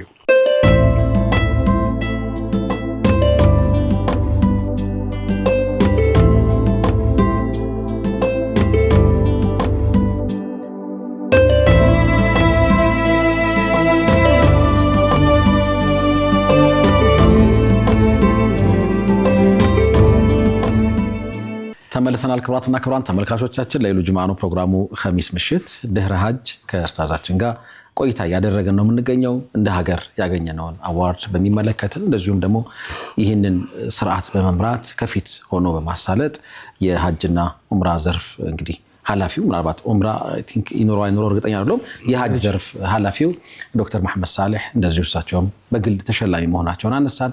ከዛ ባሻገር ደግሞ የሀጅ ስርዓት ውስጥ ሰዎች እኩል የሚሆኑበት ነው። እንደ ማበጠሪያ ጥርስ እኩል የምንባልበት ቦታ ላይ ቪአይፒ ቪቪአይፒ እንደዚሁ ደግሞ መደበኛ የምንለው አይነት መስተንግዶ ካለ እንዴት ነው እኩል የምንሆነው እዛ ሜዳ ላይ ለሚሉት ሀሳቦች እጹብ የሆነ ምላሽ እየሰጠን ነው የሚገኘው። አሁን ደግሞ ትንሽ ወጣ እንበል። በተወሰነ መልኩ ሰውነት ጋር የሚገናኙ ነገሮችን ደግሞ እናነሳሳለን። መሰለን እንደው ከሀጅ በኋላ ስላለ ስሜት እናውራ። ሁሴኑ አይ ቲንክ 2 ዓመት ሆነ። እኔ ትንሽ ቆየሁ። ከሀጅ መልስ ያለ ውስጣዊ ስሜት ይሄ ድህረ ሀጅ ያለ አዲስ የመወለድ ስሜት ምናልባት እሱ ነገር ቅድም ካነሳው ሐሳብ ጋር የሚዛመድ ይመስለኛል። አላወህዋ ሰዎች ወደ ሀጅ እንዲሄዱ ከሚያነሳሷቸው ነገሮች ውስጥ አንዱ ይህንን ስሜት ማወቃቸው እንደሆነ ስለምገምት ነው። ምንድነው የሚሰማ በተለይ እንደ አዲስ እንደተወለደ ልጅ ሆኖ መመለስ እዛ አካባቢ ስላሉ ነገሮች እስቲ ሐሳብ እንለዋወጥ። ያው ሀጅን በትክክል እንዳልኩት አውቀነው ተረድተነው መሄድ ከምንም ነገር በላይ ነው። ከዛ ውጭ ቦታው አላህ Subhanahu Wa Ta'ala እንግዲህ ለቦታው የሰጠው ደረጃ ክብር ነው። በሌላ መልኩ ቀናቶቹ እኔ የሀጅ ወቅት ማለት ወሩ የተከበረው ነው፣ አሽሁሩል ሑሩም ነው። አፍደል الأيام في الدنيا በምድር ላይ ውድ የሚባሉት ቀናቶች ናቸው። የውም النحر እና አሽሁሩል ዘልሂጃ እነዚህ ቀናቶች ከለይለቱል ቀድር ይበልጣል የተባለ ነው። ከረመዳን 10 الأخر ይበልጣል የተባለ ነው። እንጥላቀን በምድር ላይ የሀጅን የነዛን 10 ቀናቶች ጊዜ የሚበልጥ ጊዜ የለም። አፍደሉ አሐብ ተብሎ ጀምዕ ተደርጎ ውድ በጣም እና ሁሉም ውድ ነገር የተሰባሰበበት ነው። የተከበረ ውድ ቀን፣ ውድ ወር፣ ውድ ቦታ፣ ያው ውድ ጌታ ጋር የምትገናኝበት አንድ ነገር ነው የሚጎለው። ከማን ለማድረግ አንተ ውድ መሆን ነው። ሀጅ ሄደው ሰው ያ ነው ሂደቱ። ያ ደግሞ ምን ፈለገ? ኢፍቲቃር ይፈልጋል። ለዛ ነው ጉዞ ሲጀምር ልብስህን ከማውለቅ፣ ክብርህን ከማውለቅ፣ ሀብትህን ከመጣል፣ ስልጣንህን ከመጣል ሁሉ ነገርህን አድርገህ ዝቅ ብለህ ራስህን የምታከብርበት ውድ የምታረግበት ቦታ ነው። አላህ ጋር ሁሉ ነገርህን ሰጥተህ የምትሄድበት ቦታና ያ ነው አሁን ሰው ተረድቶት መሄድ ያለበት። ሁሉ ነገር ተሟልቷል። በቃ ውድ ነገሮች ሁሉ እዛ ቦታ ላይ ተገኝተዋል። ቦታ፣ ጊዜ፣ ወር፣ ሁሉ ነገር ነው። እኔ ይሄ አላህ Subhanahu Wa Ta'ala ፈሽሐዱ ያ መላኢከቲ አኒ ቀድ ገፈርቱ ለሁም የሚለው ሐዲስ ይገርመኛል። ማለት አላህ በቃ ከማረኮ ልክ ከየውመ ወለደት ኡሙሁ እንዳልከው አዲስ የተወለደ ህፃን በቂ ነው። ምር ያለው በቂ ነው። አላህ ምስክር የሚያስፈልገው ጌታ አይደለም። ለምንድን ነው የሚያስመሰክረው? ለምንድን ነው ሻሂድ የሚያመጣው? ይሄ እኮ ነው ክብር መሰጠት። ይሄ ነው ለአንተ ክብር ተሰጥቶ መላኢካ እንዲመሰክር አድርጎ አላህ በሱ ብቻ ሳይበቃ ምር ያለው እያለ መስክሩ እዩ እነዚህን ሰዎች ምሬያችኋለሁ እያለና እያንዳንዷ ሂደት የራሱ የሆነ ትልቅ ምዕራፍ ነው። እና ያንን ምዕራፍ ጨርሰህ ስትወጣ እያልክ ከአረፋ ቀን የተለየ ቦታ የተለየ ነገር ሙዝደሊፋ መተህ በሚቀር ሂደት ተደርጎ ያው እስከ መጨረሻው መቋጫው ሂደት ውስጥ እኔ ቅድም ካነሳነው እንደማሳያል እንደ ኢልምም እንደ ዕውቀትም መስተካከል ካለባቸው ልክ አሁን ጀምረል አቀባ የነብዩ ሰለላሁ ዐለይሂ ወሰለም ኢብራሂም አለይሂ ሰላምን ፈለግ ለመከተል እናታችን ሀጀር ነብዩላህ ኢብራሂም ሸይጣን ላይ ድንጋይ ወርውረዋል ምናምን እዛ ሰው አንዳንድ ሰው ሄዶ ልክ እዛ ሸይጣንን የሚመታ አድርጎ ሊያስብ ይችላል። ሐቂቃው እውነታውም ሪሊ ያማደ አንድ ሱና ነው የተፈለገው። ሁለተኛ የሰው ልጅ ባለበትና በሚኖርበት ጊዜ ባንደበቱ ሸይጣን አውዙ ቢላህ ያለ ሁሉ ጊዜ ይላል፣ በልቡ ይጠላል ሸይጣንን። በአካል ሄዶ ጠላትነቱን ይፋ የሚያውጅበትና ቃል ኪዳን የሚገባበት ጊዜ ነው። ሌላውና ትልቁ ነገር ልክ አሁን ሙዝደሊፋ ሄደህ መቤት ሙዝደሊፋ ስታረግ ጠጠር ለቅመህ ስትመጣ ትእዛዙ አላህ ነው። አላህ አንተን አገር ፕሬዝዳንት ጠጠር ልቀብልኝ አለ። ሱብሃንአላህ ሐሳ ድንጋይ ልቀም ውርደድ ቁጭ ብለህ ወርደህ ድንጋይ ለቅመህ ድንጋይ ወርውር አለ። ጠጠር ወርውር አለ። ፍጹም ታዛዥ ለምን አትልም? የሸይጣን የምትሆን ነርሰን በቃ አላህ ለኔ ቁጭ ብለህ ጠጠር ለቅመህ ያንን ጠጠር ወርውር። እንዴ የአገር ፕሬዝዳንት ነኝ የአገር መሪ ነኝ እንዴት ነው ጢን ጠጠር ወርውር እንዴ አትልም። በቃ ይሄን ነው አላህ የፈለገው። አፈር ላይ ተንከባለለ። ይሄንን በዚህ ዝቅታ ውስጥ የምታገኘውን ክብር ውድነት ይዘህ መውጣት ሽግግር ነውና ሐቂቃ ይሄ ስሜት ለተረዳው ሰው ቦታው ላይ ስትሄድ የሚፈጥራቸው የሚያደርጋቸው አንተ ልብ ውስጥ የሚመጡት ነገሮች ለመስተካከል ለመለወጥ የሚያግዙ በጣም ሰፊ ነገሮች አሉ። ሐዲሱ በቂ ነው። አላህ Subhanahu Wa Ta'ala የሚያደርገውና ቃል የገባው ነገር በቂ ነው። ከዛ ውጭ ደግሞ እንደ ሰውነት የምታሳልፋቸው ግዚያቶች ያ ምድር ነቢያቶች ሁሉ የተንቀሳቀሱበት ምድር ነው። በዛች አንተ ባረፍክባት ቦታ ነብዩ አርፎ ሊሆን ይችላል ሰለላሁ ዐለይሂ ወሰለም የሆኑ ሱሐባዎች እዛ ቦታ ላይ ተቀምጠው ሊሆን ይችላል። ብዙ አይነት ስታስባቸው በቃ እስላም በብዙ መልኩ ሁለንተና ሃይማኖት የተሰራበት ምድር ላይ ነው የምታልፈውና እነዛ ነገሮች ዝም ብሎ የራሳቸው ሌላ ዓለም አለ። እኔና የዛሬ 18 ዓመት አንዱ ከገጠመኝ እኔና በድር ሁሴን ዶ አጋጣሚ አንድ ላይ እኔ ከጅቡቲ ነበር የሄድኩት ጅቡቲ ለስራ ሄጄ ሲደርስብኝ በዛው ገባው። በደረ የመጀመሪያ ሐጁ የመጣ ነበር ተገናኝና የሆነ ኢትዮጵያን ሁጃጆች ላይ አንድ ሰው በጣም ያለቀሱ አስቸግሯቸው እንደው ትንሽ ነሲሃ አስጧቸው ብለው ጠሩን። እኔ ልዘይራቸው ሄጄና ሰውየውን ጠይቅናቸው ምን ሆነው አላቸው። ወላሂ እኔ ሁሉ ጊዜ ሚስቴ ሐጅ መሄድ ትፈልጋለች አሉ። እንደው አይሮፕላን ባይሽ ቁጥር እንደው አይሮፕላን መቼው ነብይ ሀገር የምትወስደ ነው የምትለው አይሮፕላን ባይሽ ቁጥር መካ መዲና በቴሌቪዥን ላይ ካይሽ ማልቀስ ነው አሉ። እኔ በዛ ዓመት ሐጅ ስወስን በሚቀጥለው ዓመት እሷን ወስዳታለሁ እኔ መጀመሪያ ልሂድ ብዬ ለራሴ ነው የቆረጥኩት አሉና ከቤት ስወጣ ሻንጣ ስታቀብለኝ እንደው አላህ ምን አለችኝ ሻንጣ አድርጎኝ የነብይ ሀገር በረገጥኳት አለችኝ አሉና ያለቀሰች ይሄንን ሻንጣ ሰታኝ ስትሄድ ወላሂ እዛ ከገቡ በኋላ ምን ሁሉ ነገር ዱንያ ላይ ቀርቶብኝ ይዣት መጥቼ በነበር ነው። በቃ በፍጹም ሊረጋጉ አልቻሉም። ሰውየው በለቅሶ ነው ያሳለፉት ሙሉ ሐጁንና ቦታው የሚፈጥረው ስሜት አለ። በፍጹም አንተም አትቋጣጣረው ስታየው የሚመጣ መዲና ስትገባ መካ ሐረምን ስታይ ቦታዎቹ ላይ ስትደርስ ያለው ሽዑር ሌላ ነው። ከዛ ደግሞ ሽግግሩ ይሄን ስሜት ይዘህ ነው የምትወጣው የምትወርደው። ድካሙ እንግልቱ የሚጣፍጥ ድካም የሚጣፍጥ ተዓብ ስቃይ ሁሉም ደስ ብሎ በዛ መንፈስ ይዘህ ትወጣለህ። ይሄ ደግሞ ይሄንን ቢሻራ ይሄንን አላህ ቃል ኪዳን ይሄንን ተስፋ ምርያለው አዲስ ማንነት ሰጥቻለሁ እድል ተሰጥቷል ተብሎ ብዙ ሰዎች እያላቸው ሳይችሉ አቅም እያላቸው ሳይሄዱ ገንዘብ እየተሰጣቸው ሳይጓዙ ይቀሩ ሰዎች አንተ ከዛ ሁሉ ሰው ተመርጠህ በመመረጥ ውስጥ አልፈህ ያ ክብር ተጎናጽፎ ሰው ሲመጣ የሚፈጥረው ስሜት ቀላል አይደለም። በዚህ መንፈስና ስሜት ማየት ይፈልጋል። ያንን ስታስበው ሁሉ ጊዜ ለዛ ነው ሰው ልክ አንድ ጊዜ ካልሄደው አንዴ ሄደ የበለጠ ይናፍቃል። የቀመሰው ላይ መሳበተሊና ስሚለው ለዛ ነው ልቦች የበለጠ የሚሳቡበት ቦታ ነው። በደጋገምከው ቁጥር እየተሳበ በቃ እንትን ይልሃል ውስጥህ ትሸነፋለህ። ቦታው ከባድ ነውና እነዛ ስሜቶች ተደራርበው ሰውን አዲስ መንፈስ አዲስ ማንነት ይዘው እንዲወጣ የሚያደርጉበት ስለሆነ በዛ መንፈስ ስትመለስ ሁሉ ነገር ነው። ደክመሃል ግን ደስተኛ ነህ። ተንገላታሃል ግን በቃ ቢሻራ አለ የሆነ አዲስ ማንነት አዲስ ስሜት አለውና ሐጅ የተለየ ነው። ባረከላሁ ፊክ ኡስታዝና ወደ ህይወት ትንሽ እናስጠጋው። ሰፈር ውስጥ ያለን ሰዎች የምንገናኝባቸው የጀማዓ ሰላቶች አሉ። ከዛ ደግሞ ትንሽ ሰፋ ሲል አካባቢያችን ጋር ካሉ ሰዎች ጋር በጁማዓ ሰላት እንገናኛለን። እንደዚህ ያለ በዒድ ሰላት ደግሞ ቁጥሩ እየሰፋ ይመጣል።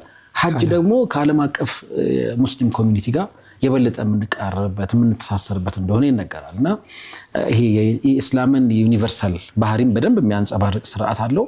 እሱም አካባቢ ነው ነገር ማለት ይሄ እንግዲህ ሐጅ ዓመታዊ ኮንፈረንስ ነው። ልክ የተባበሩት መንግስታት ተሰበሰቡ የዓለም መንግስታት ምን ሊወስኑ ነው ይባላል። ኮንፈረንሱ ጥሪው በአላህ ነው። ጠሪው አላህ ነው። ኮንፈረንሱን የጠራው ሰብሳቢው አላህ ነው። እዛ የተባረከና ውብ ቦታ ላይ ነው የምትጠራው። አንድ ቦታ ላይ ተመሳሳይ የሆነ ማንነት ይዘህ ሁሉም እኩል ሆነ በአንድ ቦታ ላይ ቆመ። እኔ ይሄ ተድሪብ ኮርስ ነው፣ መኗኗር ነው፣ ስልጠና ነው።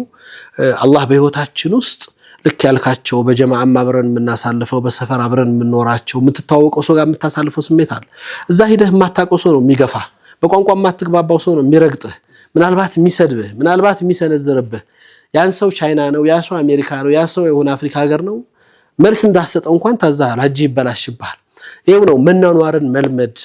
ከዛ ስሜት ውስጥ ወጥተህ እዚህ መተህ አላህ ነው እዚህንን ሰው ማታቀውን ሰው በቋንቋ ማትግባባው በአካባቢ ማትገናኘው በዘር ማትሳሰረው ሰው ረግጦ ገፍቶ ዝም ብለህ እንዴት ወንድምህን መታገስ ያቀታል እንዴት ጎረቤትህ ላንተ ይከብዳል ማለት እንትን አይደለም ሁለት ነገር ነው እዛ ቦታ ላይ አንድ ይሄንን ራስነ ምግባራዊ ኮርሱን ተወስድበታለህ ሌላ ደግሞ ያለ ገደብ ዱዓ ይሄንኑ ግንኙነት ጎረቤትህን ሷሊህ እንዲያረግልህ ከራስ ጀምረህ እስከ ኡመቱ ዱዓ እንድታረግ የምትገደድበት ቦታ ነው ኡመቱ ዛው ተሰብስቦ ነው የምታየው ዓለምን ትናፍቃለህ እኔ ሐጅ በጣም ከሚገርመኝ ሁሉ ጊዜ እንግዲህ እናንተም በሄዳችሁበት ያያችኋቸው ነገሮች ያው ሁሉ ጊዜ ሐጅ ላይ ሄደ የተለያየ ሰው ጋር ነው መስጊድ ስትገባ ሐረም ስትገባ የምትቀመጠው በዚህ ቻይና ነው በዚህ የሆነ ናይጄሪያ ነው ወይ የሆነ ሴኔጋል ሰው ነው ምናምን አብዛኛው ሰው ቋንቋ አይችልም አረበኛ እንግሊዘኛ አይችልም ሁሉም ሰው ግን ተዋውቆ ሀገር ተነጋግሮ ስም ተለዋውጦ እንደሰበራው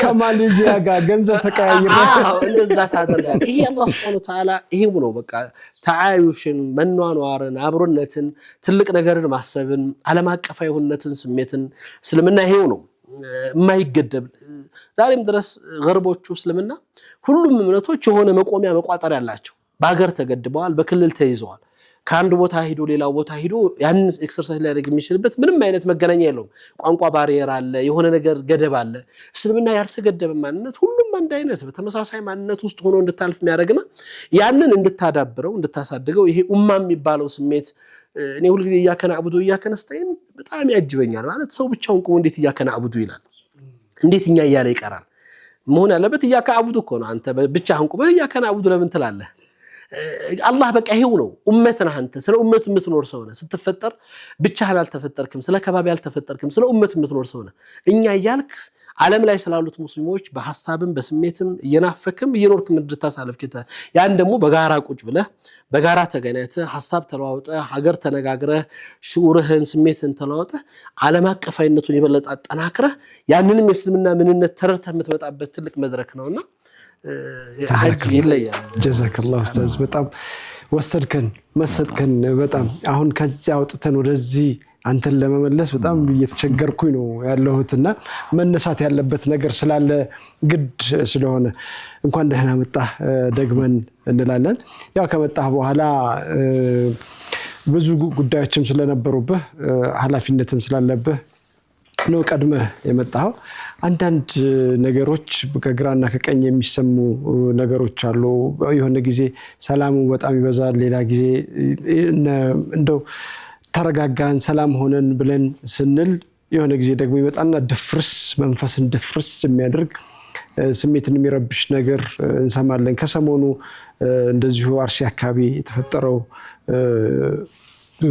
ችግር ሌላ ቀውስ ሌላ ስሜት የሚረብሽ አይነት ነገር ሆኗልና ይሄንን እንዴት ታየዋለህ ምንድነው ነገሩ ምንድነው ሊባል የሚችለው እኔ እንደ ሀገር ያው እንግዲህ በዚህ ባለፍንባቸው ምዕራፎች ውስጥ ለውጥ ግዚያቶች ላይ በብዙ ጣውረዶች ውስጥ አልፈናል ዛሬም ድረስ ይሄ በተለይ እርስ በርስ እየደረሱ ያሉት መነካካቶች መገፋፋቶች ወገን ወገኑን የሚያጠቃበት የሚያሳድድበት የሚያፈናቅልበት ሂደቶች በጣም ያማሉ ሁልጊዜም እንደ መድረክ ላይ እንደምናገራቸው እንደው እንደ ሰው ይሄ ሰውነት ስሜት የጠፋበት ማንነት ጊዜ ላይ ደርሰን እኔ ኢትዮጵያዊነት መፈተሽ አለበት ጊዜ ላይ ይሄ ኢትዮጵያዊ ደግ ህዝብ አዛኝ ህዝብ እንደዚህ ነው እንደዚህ የሚባለው ነገር በትክክል የሚታይበት ነው ያው ያልተፈተሸ ማንነት ነበር ፈተናው ሲመጣ ነው በትክክል የታየው ሰው ሰቅለን ታይተናል አቃጥለን ታይተናል አሳደን ታይተናል ሰው ከተወለደበት ከኖረበት አገሩ ላይ ውጭ ሀገር ሄዶ እየሰራ ሀገሩ ላይ እንዳይሰራ እኔን አትመስልም ተብሎ በማንነት ተከፍቷል መርጦ ባልወለደው ማንነት እሱ በማይፈቅደውና እኔን ካልመሰልከኝና የኔን እምነት ካልተከተልክ ተብሎ ዛሬም ድረስ አክሱም የምናያቸው በየቦታው የሚደረጉት ነገሮች በተለይ እምነት ስለያዘ ሊገፋ ሊጣል የሚችልበት ይች ሀገር ስሪቷ ይሄ አይደለም ስሪቷ አብሮነት ስሪት ነው ሙስሊሙም ክርስቲያኑም ሌላው እምነት ተከታይም እዚህ ሀገር ላይ እንዲበቅል እንግዲህ አላህ ነው የፈጠረን እኔ አንተን መፋቅ ወይም ደግሞ ሌላውን እምነት መፋቅ አይቻልም በቃ ይሄ በዚህ አይነት እዝዲዋጅ የተልማዓየር በተለያየ ማንነት ውስጥ አብረን እንድንሰር ስሪቱ ነን የወጣንባት ምድር ናትና እውቅና ተሰጣቶ ተከባብሮ ከመኖር ውጭ በፍጹም ምክንያቶቹ ምንድናቸው በትክክል ማወቅና መረዳት ይፈልጋል ችግሮች የደረሱባቸው ቦታዎች ላይ ማየት ምንድነው እየሆነ ያለው ለምንድነው እዚህ እንደዚህ አይነት ነገር የተፈጠረው የሚለው ትክክለኛው መረጃ መውሰድ ማየት ይፈልጋል። ከዛው ቤተ እምነቶች ቤተክርስቲያን ማቃጠል ማውደም እምነት ለይቶ ሰዎችን መግደል ምናምን እነዚህ አይነት ነገሮች በየትኛው እምነት እንግዲህ ሁሉም ስለ ፍቅር የሚሰብክ እምነት አለን ብለን እናስባለን። ስለ ሰላም የሚጨነቁ እምነቶች ከሆኑ ሰውን በእምነቱ ለይቶ የሚገድል ካለ አማኝ አይደለም የእምነቱም አካል አይደለም። ያው የፖለቲካ ሐሳብ ሆኖ ፖለቲካ ሐሳብ የተለያዩ ሰዎች ካልሆነ በስተቀር ምክንያቶች ምንድናቸው መረዳትና ማወቅ ይፈልጋል። ከዛው ውጭ ግን እኛ እስልምናችን አስተምሮታችንም አሽረፈል ኸልቂላህ ሰለላሁ ዐለይሂ ወሰለም እንኳን በኖርማል ጊዜ በጦርነት ጊዜ እንኳን ቤተ እምነቶችን አታቃጥሉ የሚል መመሪያ ያለን ህዝቦች ነን። ሴቶችን እንዳትገሉ ህፃናትን እንዳትገሉ እነዚህ መርኮኛ አይገደልም ለምነት ራሳቸውን ያገለሉ ባህታይንና መነኮሳቶችን እንዳትነኩ ነው በጦርነት ጊዜ ነው እኮ አቡበከር ሲዲቅ እንደውም በዛ ላይ ሲጨምሩበት በምሽት እንዳትወሩ ይላሉ። ለምን ተብለው ሲባሉ ለጦርነት ብቁ ያልሆኑ ሴትና ህፃናት እንዳይደነግጡ ነው። እንዳይደነግጡ ምናልባት ልትወጋ ወይም ልትጣላ ልትገዳደሩ የምትሄደው ጠላት ጦርነት ብቁ ያልሆኑ ሴትና ህፃናት ለምን በምን ዘንባቸው ይደንግጡ? ይሄ እስልምና መርህ ነው። ከዚህ አንፃር እኔ በየትኛውም አይነት አስተሳሰብ ግን እንደ ሰው ልጅ ሰው ሀገሩን ወንድሙን የራሱን እዚህ ምድር አንድ ላይ በቀለ ወገኑን ጨክኖ በዚህ ልክ መግፋት መግደል በየትኛውም መልኩ ሊወገዝ መንግስትም ከምንም ነገር ቅድሚያ ሰጥቶ ሊሰራባቸው የሚገባ ሰላምን ሰው ልጅ ሀገሩ ላይ ሰላም ደህንነት ተሰምቶት መኖር ካልቻለ በማንነቱ በእምነቱ በያዘው ነገር ላይ ተለይቶ አደጋ እንዲደርስበት ከተደረገ ሀገር ፈተና ላይ ነው ያለችው። ይሄ ከምንም ነገር በላይ ቅድሚያ ሊሰጠው የሚገባ ጉዳይ ነው። በተደጋጋሚ ብዙ ጊዜ ጮኸናል። በተለያዩ ቦታዎች የሚደረጉ ድርጊቶች ያው ተለመደና አንድ አይነት ነገር ሆነብን እንጂ በፍጹም አእምሮ የሚቀበለው የሰው ልጅ የሚቀበለው ጉዳይ አይደለም። እና እስልምናችንም ከማንም በላይ የሰው ልጅን በሰውነቱ ክብር የሰጠ ዲን ነው። አንዲት ነፍስን መግደል የሰው ልጅን እንደማጥፋት የሚያዝ መርህ ያለን ቁርአን ያለን ህዝቦች ነን። በየትኛውም አይነት መለኪያ እምነት ጋር የሚገናኝ ጉዳይ ይሆናል ብዬ አላስብም። መሆንም የለበትም። ሙስሊሙም ይሁን ክርስቲያኑም በእምነቱ በማንነቱ ሊገደል ሊገፋ አይገባውም። አገሩ ላይ ሊሰግድ ሊጸልይ ሊያመልክ የሚችልበት ምንም አይነት ነገር ሊገደብበት አይገባውም። ይሄንን በጋራ ልንዋጋ ይገባል። አሁንም ቢሆን ሁሉም እንደ ሀገር እንደ ኢትዮጵያዊ ማንነታችን የጋራ ችግራችን ነው። እኔ አክሱም ላይ ያለው ሙስሊም ወንድሜ እንዳይሰግድ ሲከለከል ክርስቲያኑ አብሮ ሊቆም ይገባል። የትም ቦታ ክርስቲያን ተገደለ ቤተክርስቲያን ተቃጠለ የኔ ጉዳይ ነው። ይሄን ጉዳይ ማድረግ የእምነት ተቃራኒ ተግባር ነው። የሰውነት ተቃራኒ ተግባር ነው። በህግ አደባባይ ሊዳኙ ፍትህ ሊሰፍን የሚገባበትን ስራ መስራት መጮህ ድምጽ ማሰማት የእምነት ግዴታ ነው ብዬ ነው። ምክንያቱም ዙልምን የማይቃወም ሰው ግፍን የማይቃወም ሰው አማኝ አይደለም። በደል እየደረሰ በደል አቁሙ ማለት ሰው እስልምናችን እንትን አይደለም ነብዩ ሰለላሁ ዐለይሂ ወሰለም በበዳይንም ተበዳይንም ተከላከል እኮ ያለ ዲን ነው። መቼም ተበዳይ ከበደሉ እንዲነሳ ተከላከለታል። በዳይ ሲባሉ እንዳይበድሉ እጁን ያዘው የተባለ እንሱራሃከ ዛሊመናው መስለና ይሄ የእስልምና መርህ መከበር መቻል አለበት። እንደ ሀገር ደግሞ ሀገር ማንንም አጥፍቶች ሀገር ላይ መኖር አይቻልም። የትም አንሄድም። ሀገራችን ነው። የት ይሄዳል ሰው ከሀገሩ የት ይሄዳል? የትም ቦታ በነፃነት ሰው ሀገር ላይ ሄዶ በነፃነት እየሰራ ሀገሩ ላይ የፈለገበት ቦታ ሄዶ ሰርቶ በእምነቱ በነፃነቱ ተከብሮ ሊኖር የሚገባበት ምድር ላይ ይሄ ሲነፈግ ማየት ሁሉም በጋራ እኩል ሊቆምበት የሚገባ ጉዳይ ነው ብዬ ነው የማምነው። ሁላችንም ካልቆምን በየተራ ማልቀስ ነውና ይሄ የሁሉም ኃላፊነት ነው። የፖለቲካ አመራሩ የመንግስት መዋቅሩ ከምንም ነገር በላይ የሰላምና የጸጥታ ጉዳይ ልዩ ትኩረት ተሰጥቶ ህጋዊ እርምጃዎች ሊወሰዱ ይገባቸዋል። ድርጊቶች በሚፈጸሙበት ቦታ ላይ ማህበረሰብ ከሃይማኖት አባቶች ሀገር ሽማግሌዎች ተጽዕኖ ፈጣሪ ሰዎች ሁሉም ሊቆም ይገባል። እንደዚህ አይነት ነገራቶችን በጋራ በማውገዝ በመቃወም ትናንትና የሚሆነው ሰው ከቀዩ ሲፈናቀል ጎረቤቱ ዝም ብሏል። የሃይማኖት አባቶች ዝም ብለዋል። ለምን ብለው አልጮሁም? ነገም እያለ ይመጣል። ማልቀስ ነው። ሁልጊዜ የሆነ ቦታ መቆም አለበት። ያሊቆም ይችላል ደግሞ በጋራ ነው። የሁላችንም ግዴታና ኃላፊነት ነው። እሱ ግዴታ የመውጫ ሐሳባችን ቢሆን መመርጠው ስለ እስላማዊ የፍትህ ስርዓት ጽንሰ ሐሳቡን ብታነሳው ደስ ይለኛል። ሁሌ የምደመምበት ነው።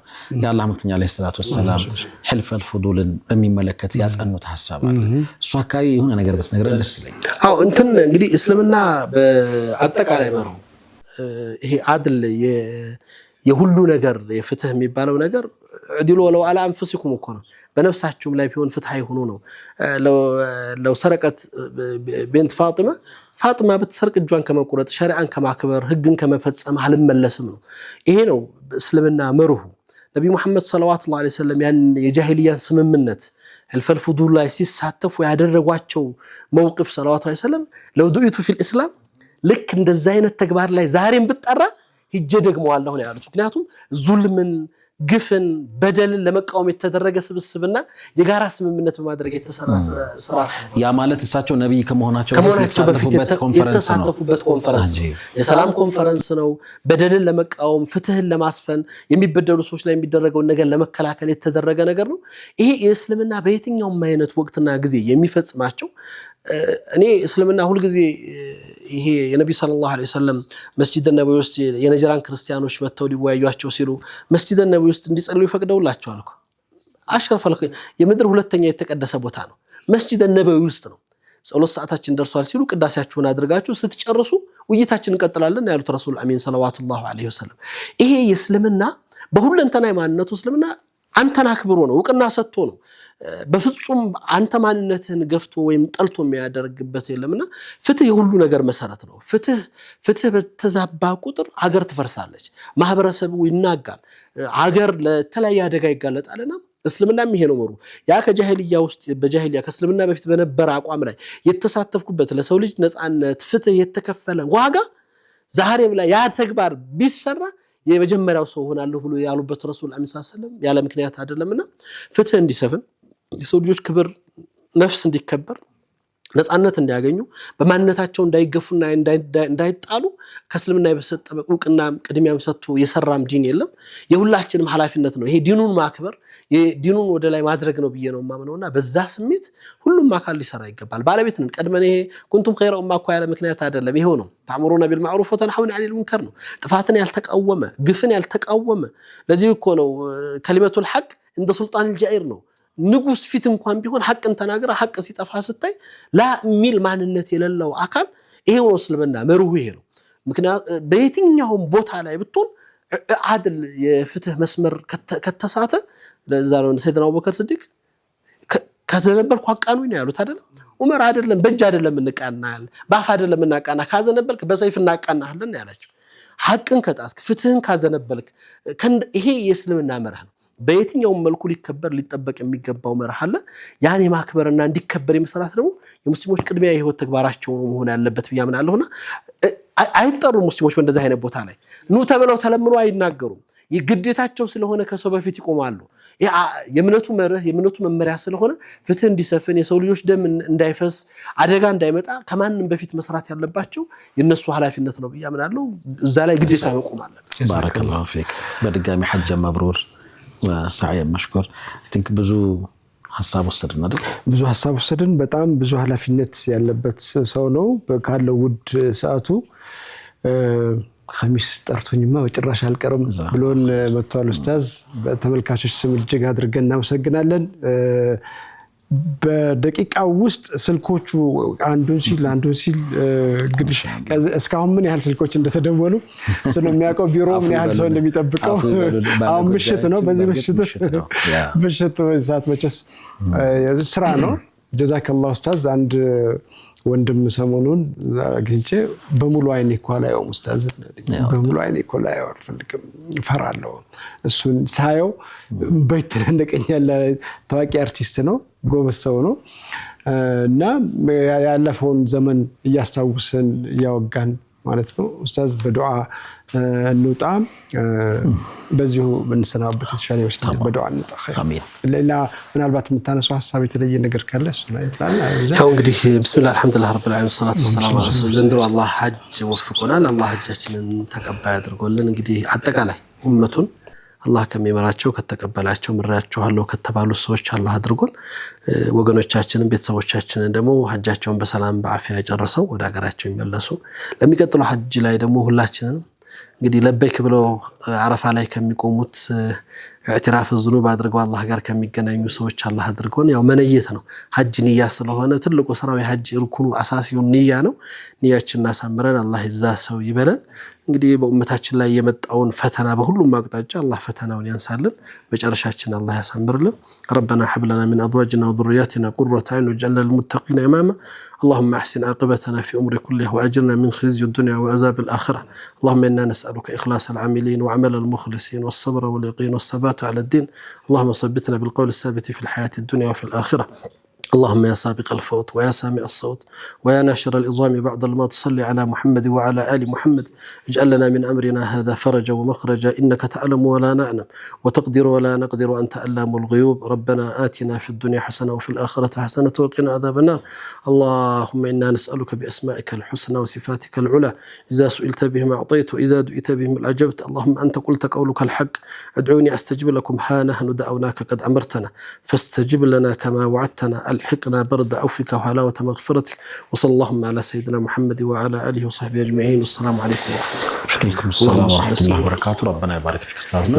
እናመሰግነው የተወዳጁ ተመልካቾቻችን የምሽቱ ቆይታችን እስካሁን ነበር የሚመስለው ድህረ ሀጅ ስላሉ ስሜቶቹ እንደዚሁም ደግሞ እንዳጠቃላይ የሀጅ ስርዓት ምንድነው ሊያስተምረን የሚገባው ነገር እንደዚሁም ደግሞ በሀገር አቀፍ ደረጃ ያገኘነውንም አዋርድ በማስመልከት ኡስታዝን ልዩ እንግዳ አድርገነው ከኛ ጋር ምሽቱን ስላሳለፈ በድጋሚ በእናንተ በተወዳጁ ተመልካቾቻችን ስም እናመሰግናለን እንደ ሁልጊዜውም ቀሪ ሌሊታችሁ በሶላት በእስቲግፋር በቲላዋና በተለያዩ የኢባዳ ተግባራት ድምቅ እንዳለ እንዲያልፍ ተመኘን ወጀዛኩሙላሁ ኸይር ወሰላሙ አለይኩም ወራህመቱላሂ ተዓላ ወበረካቱሁ السلام ورحمة الله وبركاته